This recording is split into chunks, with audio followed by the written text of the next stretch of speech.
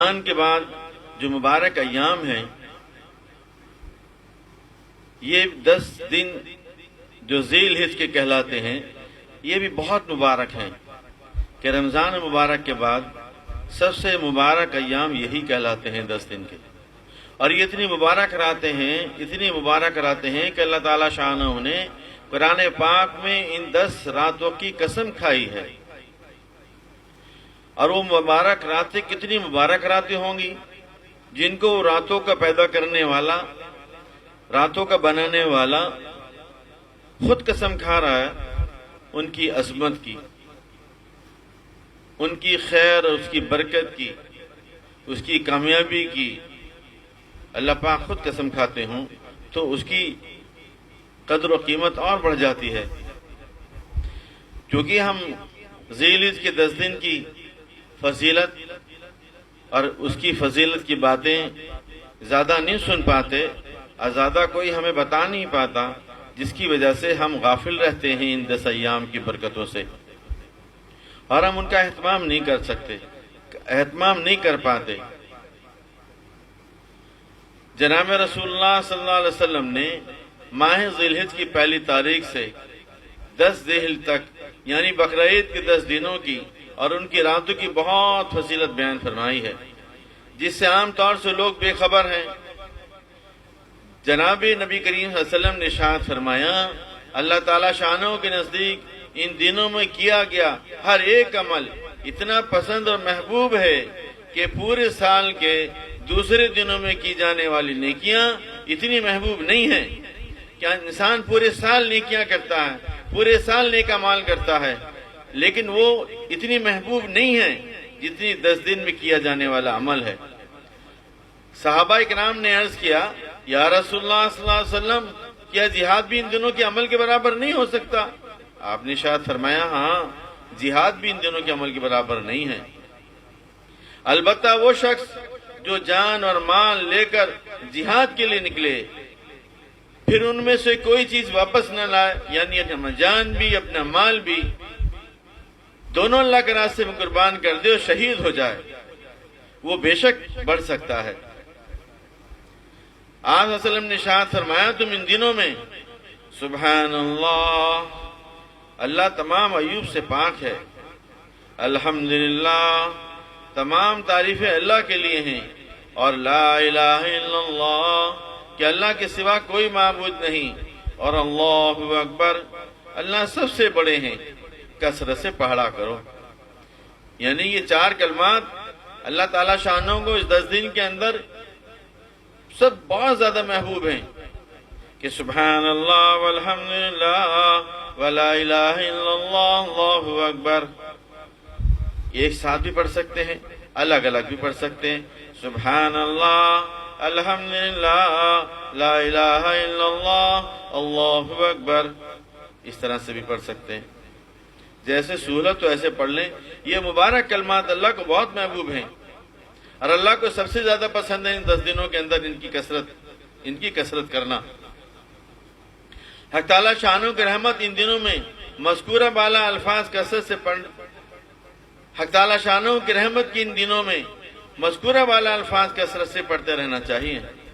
چاہے الگ الگ پڑھ لیں، چاہے تیسرے کلمے کی طرح ملا کر بھی پڑھ سکتے ہیں.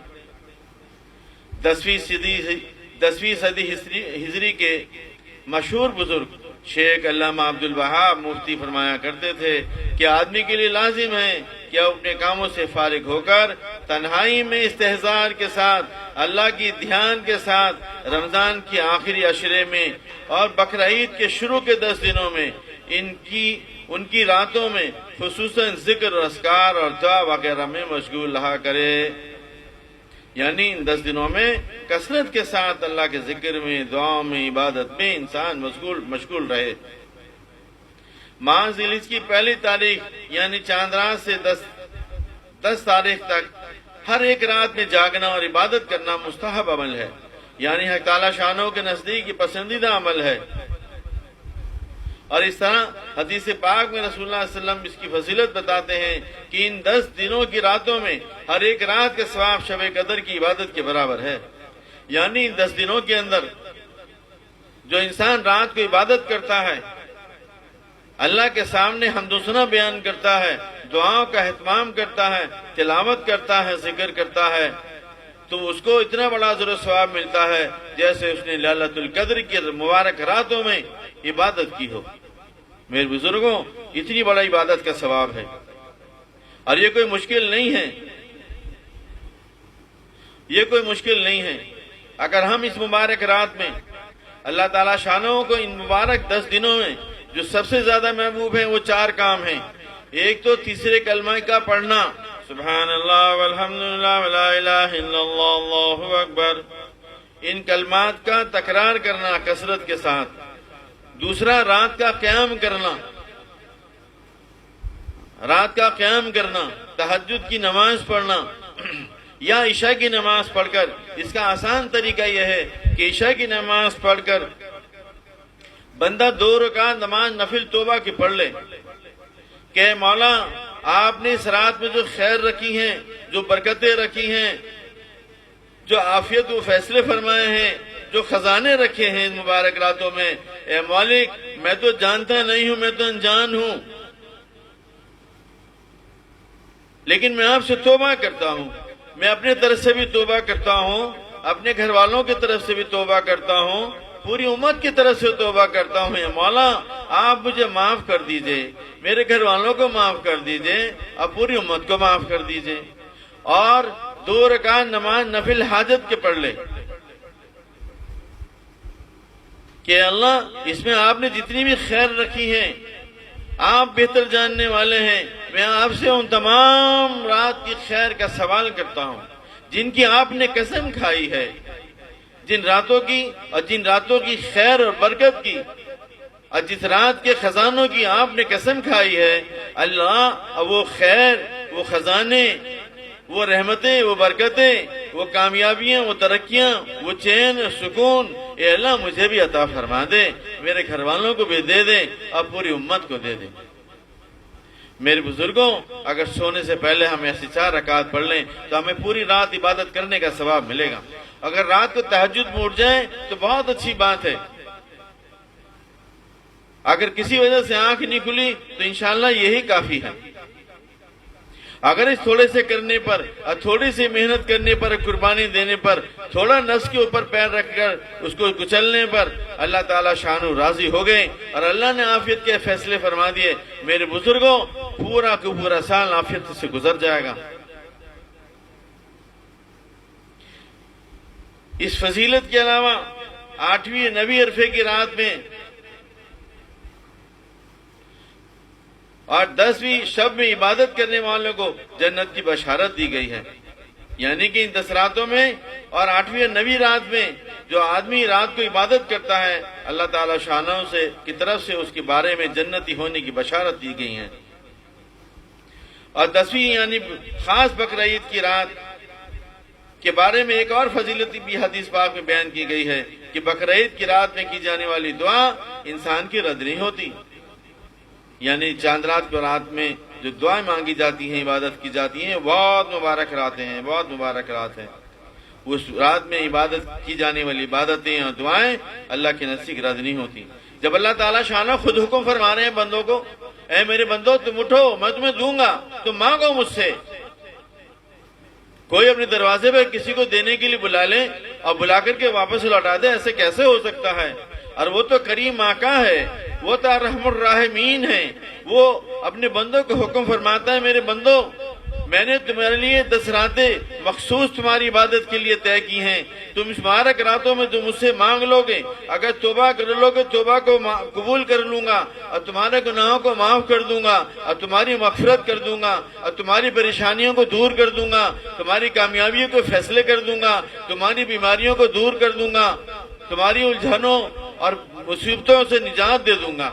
جب اللہ تعالیٰ شانہ خود اپنے بندوں کو حکم فرماتے ہیں، میرے بندو تم راتوں کو اٹھ کر کے میرے سامنے کھڑے ہو جاؤ، میرے سامنے آہوزاری کرو، میری حمد و ثنا بیان کرو اور مجھ سے دعائیں مانگو، تو میرے بزرگوں جو مالک خود حکم دے رہا ہو مانگنے کا اور کھڑے ہونے کا اور قیام کرنے کا، وہ مالک کھڑا کرنے کی اگر توفیق دے دے اور اس کے اوپر خالی لوٹا دے، یہ اس کی شان کے خلاف ہے، ایسا نہیں ہو سکتا۔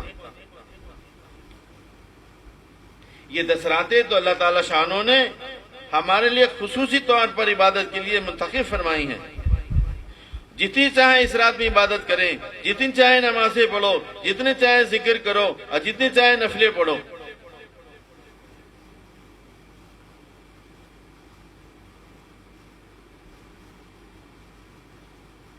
اسی طرح بقرعید کی پہلی رات سے 9ویں تاریخ تک روزہ رکھنا مستحب ہے. یعنی آج چاند نظر آ جائے گا انشاءاللہ. کل سے لے کر 8ویں تاریخ تک روزہ رکھنا بہت اونچا عمل ہے، اللہ کے نزدیک بہت زیادہ محبوب عمل ہے. جو آدمی ایک دن کا روزہ رکھے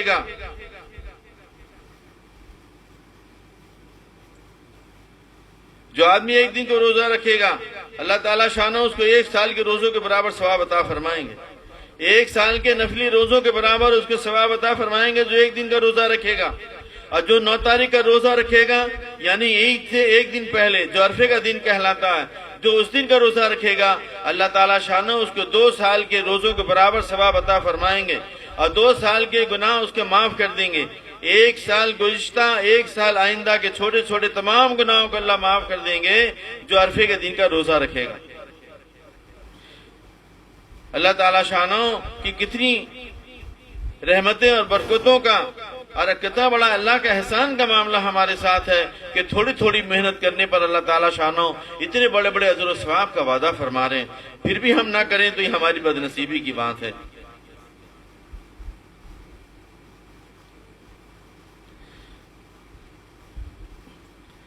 اس لیے فرمایا بقرعید کی پہلی تاریخ سے 9ویں تاریخ تک روزہ رکھنا مستحب ہے. البتہ 10ویں تاریخ سے 13ویں تاریخ تک روزہ رکھنا حرام ہے. یعنی عید کے دن کا روزہ نہیں رکھ سکتے، عباسی عید کا روزہ نہیں رکھ سکتے اور تیواسی کا بھی نہیں روزہ رکھ سکتے. یہ 3 دن روزہ رکھنا جائز نہیں ہے. اگر کوئی اس دن روزہ رکھ لے گا تو بڑا گناہ کا مرتکب ہوگا. ام المومنین حضرت حفصہ رضی اللہ عنہ روایت کے مطابق جناب رسول اللہ علیہ وسلم ان دنوں روزوں کو کبھی نہیں چھوڑتے تھے. ان دنوں کے روزے کو کبھی نہیں چھوڑتے تھے. آپ نے پابندی کے ساتھ ان دنوں کے روزوں کو رکھا ہے. حدیث شریف میں آتا ہے ان روزوں کی فضیلت بیان کی گئی ہے کہ ہر دن کا ایک روزے کا ثواب 1 سال نفلی روزوں کے برابر ہے. اس فضیلت کے علاوہ عرفے کی روزے کی ایک خاص فضیلت اور بھی ہے کہ عرفے کا روزہ رکھنے سے 1 سال پہلے 1 سال آئندہ کے چھوٹے چھوٹے گناہوں کو معاف کر دیا جاتا ہے. ایک حدیث میں ہے جس نے عرفے کا روزہ رکھا اس کے 2 سال کے گناہ معاف کر دیے جائیں گے. ایک روایت کے مطابق عرفے کا ایک روزہ 1000 سال کے روزوں کے برابر ہے. عرفے کا ایک روزہ 1000 سال کے روزوں کے برابر ہے. عرفے کے دن کے روزے کی فضیلت دراصل اس مبارک دن کی رحمتوں برکتوں میں شریک اور حصے دار بننے کے لیے ہے جو عرفات کے میدان میں حاجیوں پر نازل ہوتی ہے. یعنی ساری دنیا سے اللہ کے مہمان، اللہ کے خاص مہمان اور اللہ کے دیوانے جن کا اللہ پاک توفیق بخشتے ہیں اپنے دربار میں حاضری کی اور اپنے گھر کا مہمان بننے کی. جو لوگ حج پر چلے گئے ہیں اور جو لوگ میدان عرفات میں پہنچ گئے ہیں، اللہ تعالیٰ شانوں جو رحمتیں برکتیں ان کے اوپر نازل فرماتے ہیں. اور جو لوگ وہاں پر نہیں گئے وہ ان رحمتوں سے محروم رہ گئے. اللہ پاک نے ان کو بھی مایوس نہیں کیا اور فرمایا لوگوں اگر تم وہاں پر حاضر نہیں ہو سکے تو کوئی بات نہیں، تم اپنے گھروں میں رہ کر نفل روزے کا اہتمام کر لو، ہم تمہیں ان رحمتوں برکتوں میں تمہیں بھی شامل کر لیں گے. اب تم ان حاضر ہونے والوں کے لیے، ان میدان عرفات میں پہنچنے والوں کے لیے ان کے لیے دعائیں کرو کہ اللہ وہ تیرے مہمان ہیں، اے اللہ تو ان پر رحم فرما دے، ان کے بوڑھوں پر رحم کر دے، ان کے ضعیفوں پر اور ان کے بیماروں پر، ان کے بچوں پر رحم فرما دے، اے اللہ تو ان کی مدد فرما دے. تو جتنے نیک اعمال عرفات میں پہنچنے والے حاجی لوگ کریں گے اور جتنی دعائیں وہ مانگیں گے اور جتنی نیک اعمال کریں گے ان تمام میں آپ کا بھی حصہ ہو جائے گا. اس لیے فرمایا جو عرفات کے میدان میں حاجیوں پر رحمتیں برکتیں نازل ہوتی ہیں اس کا مقصد یہی ہوتا ہے کہ اللہ تعالیٰ شانوں کہ جو صاحب ایمان بندے حج میں شریک نہیں ہو سکے وہ اس دن روزہ رکھ کر اس دن کی خاص رحمتوں اور برکتوں میں کسی حد درجہ تک حصے دار بن جائیں. حضرت انس رضی اللہ تعالیٰ عنہ ارشاد فرماتے ہیں صحابہ اکرام میں یہ بات مشہور تھی ان دنوں کا ہر دن فضیلت کے اعتبار سے 1000 راتوں کے برابر ہے اور عرفے کا دن 1000 دنوں کے برابر ہے. یہ مشہور تھی صحابہ کرام کے اندر بات کہ عرفے کا دن 1000 دنوں کے برابر اور عرفے کی رات 1000 راتوں کے برابر. اس طرح حدیث پاک کے مطابق یہ دعاؤں کی قبولیت کا بھی ایک خاص دن ہے. حضور نبی کریم صلی اللہ علیہ وسلم نے ارشاد فرمایا جس نے اپنی زبان کو بری باتوں کے بولنے سے، اپنے کانوں کو حرام آواز کے سننے سے اور اپنی آنکھ کو حرام منظر دیکھنے سے عرفے کے دن حفاظت کی تو اس دن کی برکت سے اس کے گناہ بخش دیے جائیں گے. اور ایک اور حدیث پاک میں آتا ہے کہ جہنم کے مجرمین میں عرفے کے دن سے زیادہ کسی دن اور آزاد نہیں کیے جاتے، یعنی پورے سال جتنے جہنم سے جہنمیوں کو آزاد کیا جاتا ہے اس سے کہیں زیادہ عرفے کے دن آزاد کیا جاتا ہے. شریعت محترمہ میں بس اس بات میں بس سال بھر کے اندر یہی بقرعید کے مہینے کے نویں دن کا سال بھر کے اندر بقرعید کے مہینے کے 9 تاریخ کا دن عرفے کا دن کہلاتا ہے.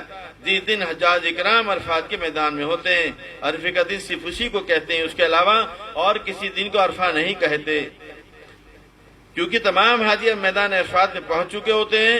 وہ ان کا حج ہوتا ہے اس دن وہاں پر، تو اسی لیے وہ عرفے کا دن کہلاتا ہے. ان کا وہ 8 تاریخ ہوتی ہے چاند کی، ہمارے یہاں پر وہ 9 تاریخ ہوتی ہے چاند کی.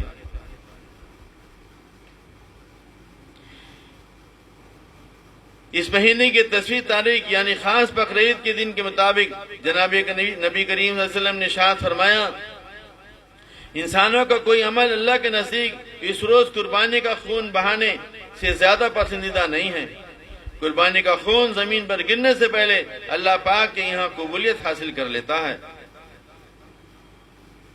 اس لیے فرمایا قربانی جیسی عظیم اہم عبادت خدا کے حکم کی تعمیل اجر و ثواب کی نیت سے کی جائے، نہ کہ رسم و رواج کی طرز پر یا لوگوں کو دکھانے کے لیے، جیسا کہ آج لوگ ہم کرتے ہیں. ہم دکھانے کے لیے قربانیاں کرتے ہیں، ہم مہنگے جانور لاتے ہیں جس سے کہ لوگ ہماری واہواہی کریں، لوگ ہماری تعریفیں بیان کریں، لوگ ہمیں اچھا کہیں، دیکھو جناب کتنا مہنگا بکرا کی قربانی کی ہے اور کتنا مہنگا جانور لے کر آئے ہیں. یہ بزرگوں بہت اچھی بات ہے، بے شک آپ اللہ پاک نے آپ کو دیا ہے، آپ خوب مہنگے جانور خریدیں، لیکن یہ اسراف ہے. جتنے پیسے میں آپ نے اتنا مہنگا جانور خریدا ہے، اتنے پیسے میں 2 جانور آ جاتے، 3 جانور آ جاتے اور 3 قربانی کرنے کا ثواب آپ کو زیادہ ملتا. اور اگر ہم دکھانے کے لیے قربانی کریں گے اور لوگوں میں واہواہی کرنے کے لیے، اپنا نام کرنے کے لیے، اپنے نام اونچا کرنے کے لیے اگر قربانی کریں گے میرے بزرگوں، اس قربانی کا اللہ کی طرف سے ہمیں کوئی اجر و ثواب ملنے والا نہیں ہے. اللہ تعالیٰ شانہ کل قیامت کے دن ارشاد فرما دیں گے جن لوگوں کو دکھانے کے لیے تم نے اپنی قربانیاں کی تھیں، اپنے نیک اعمال کیے تھے، تم انہی سے بدلہ لے لو.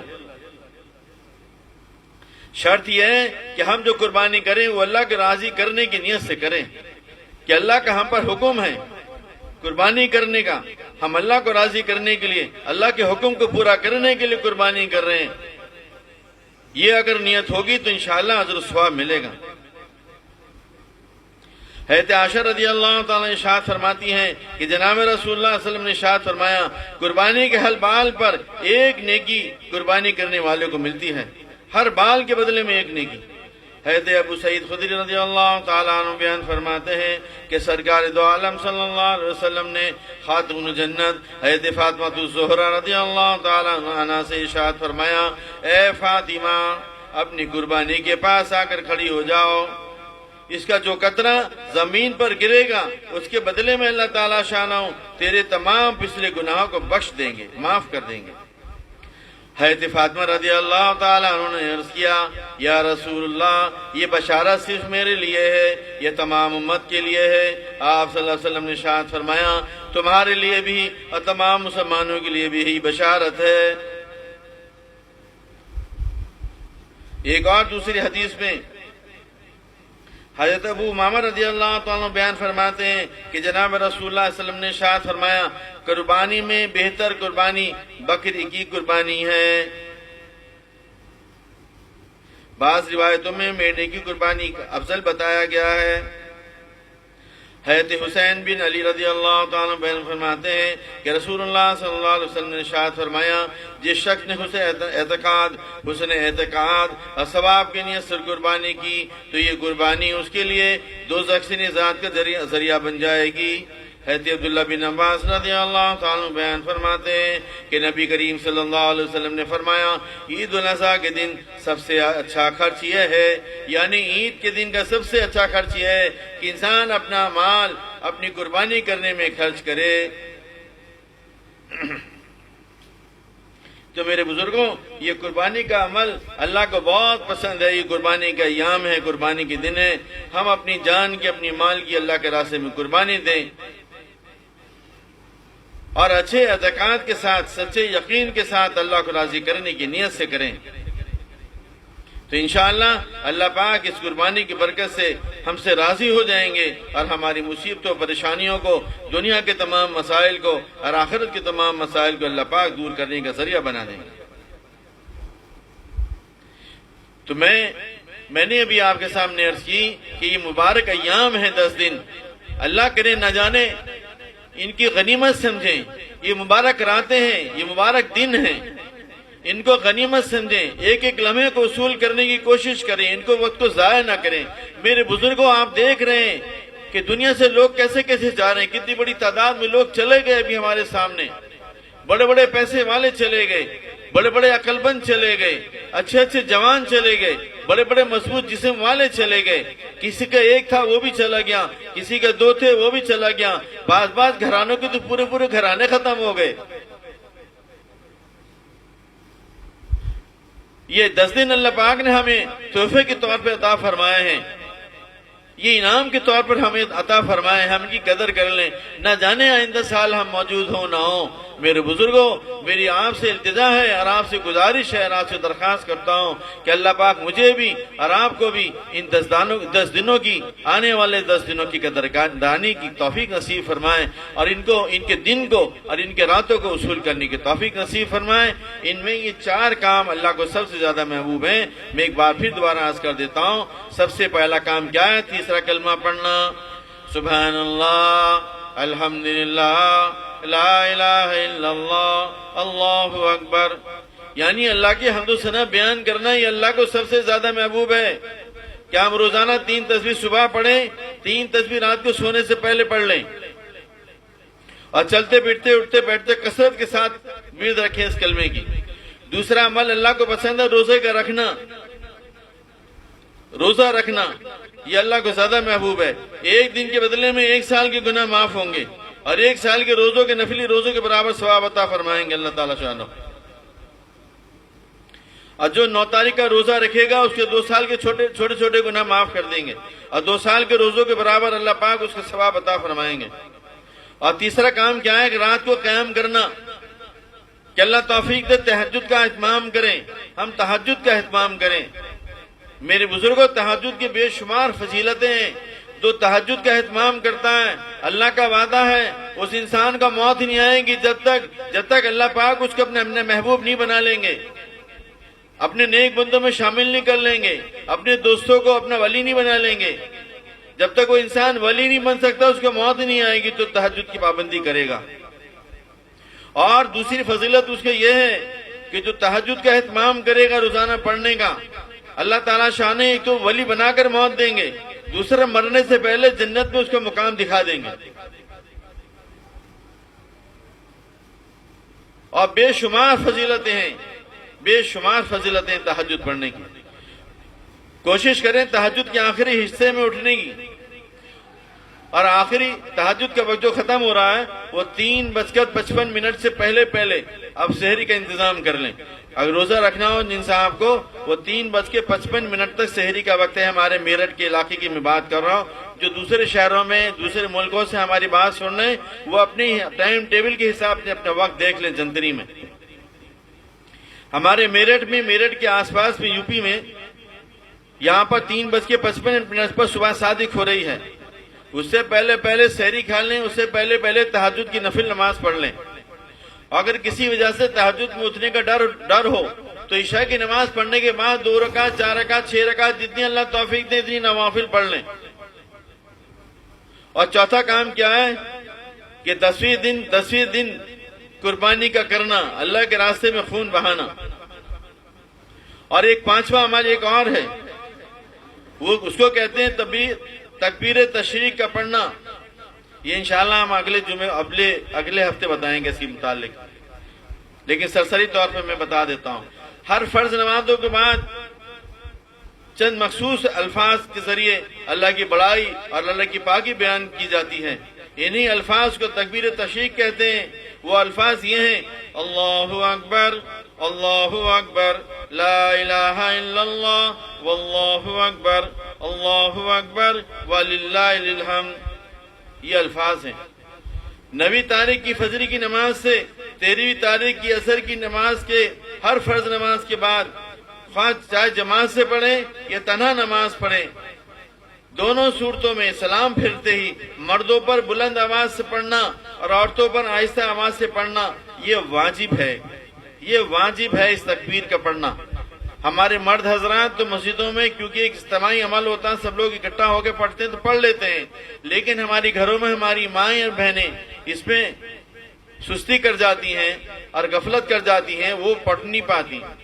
میری بہنوں، یہ واجب ہے اس تکبیر کا پڑھنا. ہر فرض نماز کے سلام پھرنے کے فوراً بعد اس تکبیر کا پڑھنا. تشریق میں غفلت اور کوتاہی کرتی ہیں اور وہ واجب کو چھوڑ کر گناہ کرتی ہیں اور اجر و ثواب سے محروم رہتی ہیں. حق تعالیٰ شانہ ہم سب کو ان مبارک دنوں اور مبارک راتوں کی برکتوں سے فائدہ حاصل کرنے کی توفیق عطا فرمائے.